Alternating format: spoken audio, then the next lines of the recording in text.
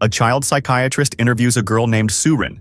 As the doctor prepares to record the session, Surin grows visibly uneasy. The psychiatrist asks her to start from the beginning. Surin explains that her mother married a man named Dokyun a few years ago. Not long after the wedding, her mother died, leaving Surin to live with Dokyun alone. Dokyun receives a job offer to work as the chief at a tunnel construction site on a distant island named Hwano, so they relocate there together. Since her mother's passing, Surin has never found happiness. She speaks very little, keeps to herself, and has no fondness for her stepfather.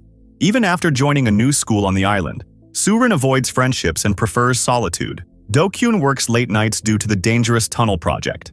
Explosions regularly shake the island, and locals are strictly banned from entering the construction area. One night, Surin browses through comments on her blog, where people discuss wormholes. Ever since her mother died, she wanted to escape reality, which led her to explore wormholes, supernatural beings, and similar mysteries online. At school, she continues discussing these topics on a computer but accidentally leaves it open. Her classmates read her blog and mock her. On her way home, Surin meets a boy named Sungmin, who lives in a nearby orphanage. He introduces himself and tries to talk to her, but Surin ignores him. The next day, she overhears Sungmin and his friends discussing her blog about wormholes. Sungmin claims to have visited another dimension after reading it. He follows Surin, confessing that he believes everything she's written. Their shared interest in the supernatural gradually turns into an unlikely friendship. Together, they invent a secret alphabet and use Surin's diary to exchange coded messages. After school, they often explore the island searching for ghosts. One day, Sungmin leads her to an abandoned wooden house in the forest. They spend hours there, talking and carving wax blocks.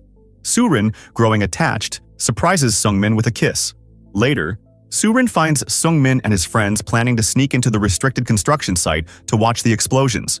Eager to join, Surin follows them as they slip through the woods, avoiding the adults' notice.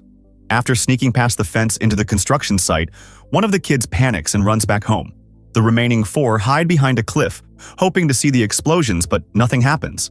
Disappointed, they wander through the jungle and stumble upon a small cave. Curiosity gets the better of them, and they venture inside one by one.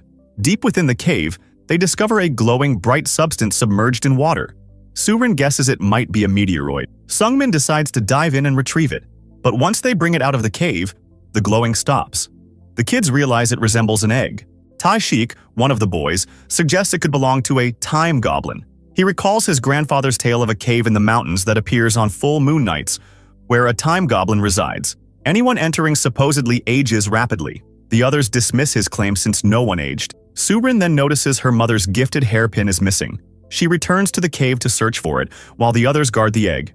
Inside, she finds her hairpin, but to her shock, the egg is glowing again in the water. When she comes back out, the egg has broken, and her friends have vanished. Surin frantically searches the jungle as night falls, but loses her way and is forced to spend the night alone. By morning, a police team scours the forest for the missing kids. Detective An leads the investigation. They eventually find Surin unconscious in the woods, alive but exhausted. At the hospital, the detective questions her, and she explains everything about the cave, the glowing egg, and her missing friends. The adults and police, however, dismiss her story. Even when Surin leads them to the jungle, the cave has vanished as though it never existed. Soon after, the body of one of the missing boys, Jae-wook, is discovered buried on a beach several kilometers away. An autopsy reveals he died of an asthma attack. The fact that someone buried him makes the case shift from a simple missing person report to a potential kidnapping.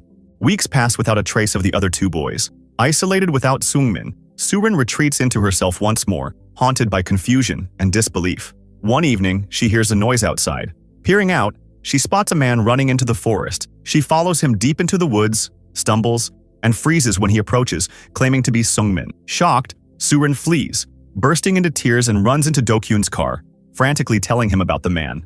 After the incident, the police launch a search in the woods, assuming the man Surin saw was the kidnapper. Detective An questions her about him, and she claims the man was pretending to be Sungmin. Although the police fail to catch the suspect, they come across Surin's old diary, the one she and Sungmin used for exchanging secret notes. To her shock, the pages are filled with new entries, all written by Sungmin. Using their secret code, he has described everything that happened after she went into the cave to retrieve her hairpin. It turns out, curious about the egg, Sungmin had broken it open without waiting for Surin. Much to their disappointment, it was empty. When Surin didn't come out for a long time, Sungmin entered the cave and found her standing still. completely unresponsive. He tried calling and shaking her, but she wouldn't move. That's when he noticed a drop of water floating motionless in the air. Stepping outside, he realized the birds had frozen mid-flight. Racing back to town, the boys saw that everything and everyone, their families, neighbors, had completely frozen in time.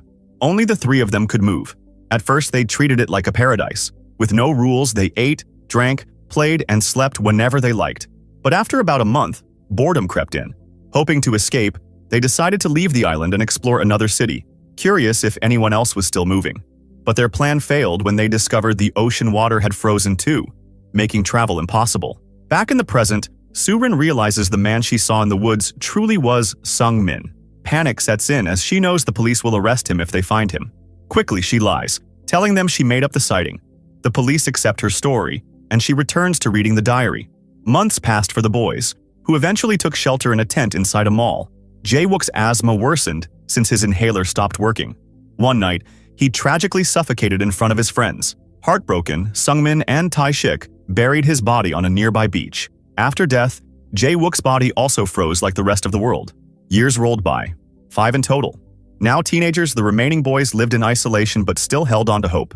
Sungmin believed that when they turned 20, time would start moving again. As time passed in the frozen world, Sungmin and Tae-shik began stealing small amounts of money from everyone, hoping to be rich when the world resumed. But when they finally turned 20, nothing changed.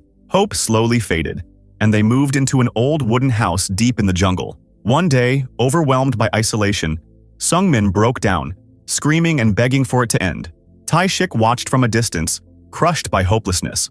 Sometime later, Sungmin noticed something strange. The moon's shape had shifted. It was a sign that time was about to start again. He rushed to find Tae-shik, but the boy was nowhere in sight. After searching the entire island, Sungmin reached a cliff and found Tae-shik's clothes left behind. Realizing what had happened, Sungmin, desperate and broken, jumped in after him.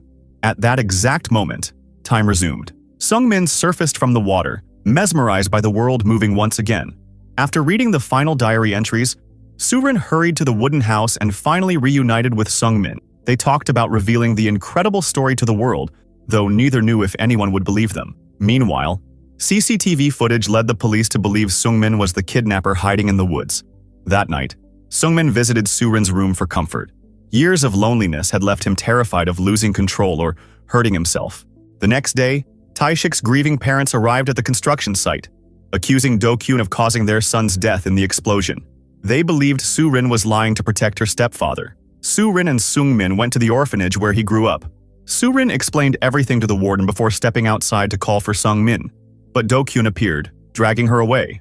Sungmin, meanwhile, shared childhood memories with the warden, but despite being stunned, she couldn't believe his story. That night, Do-kyun locked Surin in her room. Sungmin snuck in through the back and helped her escape. They fled together, unsure what to do next. Surin remembered a second egg inside the cave. She suggested using it to leap forward in time, hoping to return as an adult and prove Sungmin's innocence. But Sungmin refused, not wanting her to endure the loneliness he had faced. Realizing she might be at the wooden house, Do-kyun went there at night, attacking Sungmin and trying to take Surin back. Sungmin fought back, knocking him out and escaping with her. The next day, the police searched the house and assumed the supposed kidnapper was brainwashing Surin. News of their disappearance spread quickly, and soon the police closed in. A chase breaks out between Sungmin, Surin, and the police. To protect him, Surin turns herself in but secretly asks him to meet her later at the cave. Detective An tries to convince her that Sungmin is deceiving her, but she refuses to believe it. Pretending to need the bathroom, she escapes and hurries to the cave. There, she retrieves the glowing egg and offers it to Sungmin, but he refuses, unwilling to let her endure the isolation he had faced. Ready to take the blame for his friends' deaths, Sungmin flees into the woods, with Surin following closely behind. The police catch up, chasing them to a cliff. An officer grabs Sungmin and accidentally pushes Surin over the edge. Detective An manages to catch her, but both end up dangling dangerously. Sungmin rushes to save them, but before he can, they slip. Desperate, he shatters the egg once more, freezing time. When Surin wakes, she finds herself lying on a beach next to the detective, realizing Sungmin had sacrificed more years to save them. Though just seconds had passed for her, it had likely been a decade for him. She's then brought back home. During dinner, Surin finally calls her stepfather Dad and apologizes. Detective An later visits, asking how they survived. Though she stays silent, He finally believes her story. He advises her to tell the media that Sungmin manipulated her, a false statement that would clear both their names. Surin finishes recounting her story to a psychiatrist, who, stunned by the tale, decides to write a book about it. Months later, as Surin prepares to move for high school, the psychiatrist gifts her a published copy of the book. On her way to the ferry, Surin catches a glimpse of Sungmin through her car window. She runs to meet him, but no one is there. Moments later, they reunite on the deck, locking eyes as the film ends.